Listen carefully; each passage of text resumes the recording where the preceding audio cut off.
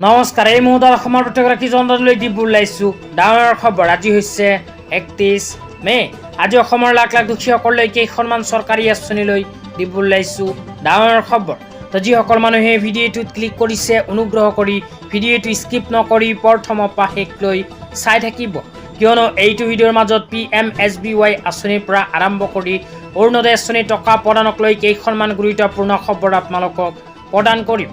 অনুগ্ৰহ কৰি ভিডিঅ'টোত ক্লিক কৰিছে যদি ভিডিঅ'টো স্কিপ নকৰি প্ৰথমৰ পৰা শেষলৈ চাই থাকিব।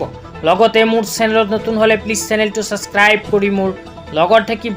তো বলক ভিডিঅ'টো আৰম্ভ কৰি আজিৰ প্ৰথমটো গুৰুত্বপূৰ্ণ খবৰৰ বিষয়ে বিস্তাৰিত জানি লওক। আজিৰ প্ৰথমটো গুৰুত্বপূৰ্ণ খবৰ হ'ল প্ৰধানমন্ত্ৰী সুৰক্ষা বীমা যোজনা আঁচনিলৈ।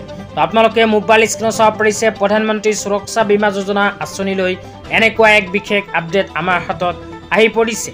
ইয়াতে কি লিখা আছে পঢ়ি শুনাই দিছোঁ।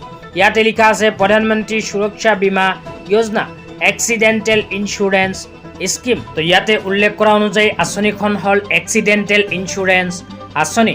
তাৰপিছত আৰু কি লিখা আছে পঢ়ি শুনাই দিছোঁ। তাৰপিছত লিখা আছে কভাৰ্ছ accidental death and permanent and partial disability. তো আপোনালোকে যদি এইখন আঁচনিত আবেদন কৰে, আবেদন কৰাৰ পিছত কিবা কাৰণত যদি আপোনাৰ মৃত্যু হয় বা শৰীৰৰ কোনো অংগৰ ক্ষয়ক্ষতি হয়, তেন্তে লাভ কৰিব আৰ্থিক সাহায্য। 2 নম্বৰ লিখা আছে saving bank account holder age between 18 years to 70 years. তো ইয়াতে উল্লেখ কৰা অনুযায়ী আপোনালোকে যদি এইখন আঁচনিত আবেদন কৰিব বিচাৰে, তেন্তে আপোনাৰ বয়স 18ৰ পৰা আৰম্ভ কৰি 70 বছৰৰ ভিতৰত হ'ব লাগিব। 18ৰ পৰা আৰম্ভ কৰি 70 বছৰ বয়সৰ মানুহে কৰিব পাৰিব এইখন আঁচনিত আবেদন। তাৰপিছত 3 নম্বৰ লিখা আছে 1 year cover renewable from year to year. তো আপোনালোকে যদি এইখন আঁচনিত আবেদন কৰে, তেন্তে প্ৰতি এবছৰৰ মূৰে মূৰে আঁচনিখন আপোনালোকে ৰিনিউৱেল কৰিব লাগিব। 4 নম্বৰ লিখা আছে cover 2 lakh for death and 1 lakh by 2 lakh for disability. তো এইখন আঁচনিত আবেদন কৰাৰ পিছত কোনো এক্সিডেণ্টেল কাৰণত যদি আপোনাৰ মৃত্যু হয়, তেন্তে আপোনাৰ পৰিয়ালে 2 লাখ টকাৰ আৰ্থিক সাহায্য লাভ কৰিব। তাৰপিছত আৰু লিখা আছে কোনো এক্সিডেণ্টেল কাৰণত যদি আপোনাৰ শৰীৰৰ ক্ষয়ক্ষতি হয়, তেন্তে এইখন আঁচনিৰ জৰিয়তে 1 লাখ টকাৰ পৰা আৰম্ভ কৰি 2 লাখ টকাৰ আৰ্থিক সাহায্য লাভ কৰিব। তাৰপিছত 5 নম্বৰত কোৱা হৈছে এনুৱেল প্ৰিমিয়াম ৰেজ 12 পাৰ পাৰ্চন। তো আপোনালোকে যদি এইখন আঁচনিত আবেদন কৰে, তেন্তে বছৰি মাত্ৰ 12 টকা জমা দিব লাগিব। তেতিয়া আপোনালোকক দিবলৈ ওলাইছোঁ আজি দ্বিতীয়টো খুবেই গুৰুত্বপূৰ্ণ খবৰ। আজি দ্বিতীয়টো গুৰুত্বপূৰ্ণ খবৰ হ'ল টাইম 8ৰ ফালৰ পৰা প্ৰদান কৰা এক বিশেষ আপডেট লৈ। তো ইয়াতে লিখা আছে 8000 পৰিয়ালত সংযোগ হ'ল। আপুনি যদি আবেদন কৰা নাই, শীঘ্ৰেই কৰক আবেদন। লাভ কৰিব 300 ইউনিট পৰ্যন্ত বিনামূলীয়া বিজুলী। ঘৰতে বহিয়ে অনলাইন যোগে অতি সৰল প্ৰক্ৰিয়াৰে কৰিব পাৰিব পঞ্জীয়ন। তো আপোনালোকৰ ঘৰত যদি APDCLৰ বিদ্যুৎ সংযোগ আছে, তেন্তে আপোনাৰ বাবে ভাল খবৰ, কিয়নো যিসকল মানুহৰ ঘৰত APDCLৰ বিদ্যুৎ সংযোগ আছে, সেইসকল মানুহৰ বাবে চৰকাৰে আৰম্ভ কৰিছে প্ৰধানমন্ত্ৰী সূৰ্য ঘৰ বিনামূলীয়া বিজুলী আঁচনি।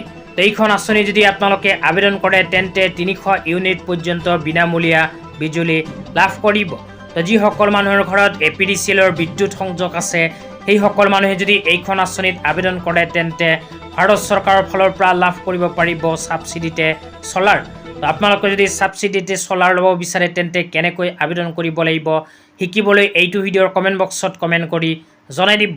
তেতিয়া আপোনালোকক দিবলৈ ওলাইছোঁ আজি তৃতীয়টো খুবেই গুৰুত্বপূৰ্ণ খবৰ।